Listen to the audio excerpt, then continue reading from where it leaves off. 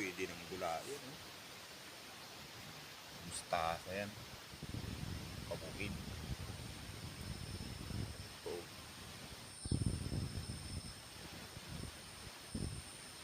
Medyo malalapat na yung dahon niya.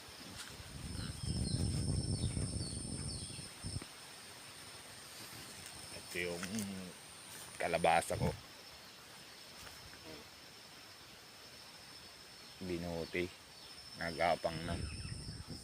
Malapit na mamulaklak. Ito yung mga pulang sili. Ginagawang sili sauce.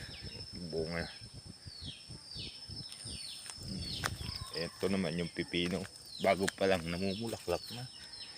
Nakakagapang mataas. Ano? Thank you for watching. Bye bye.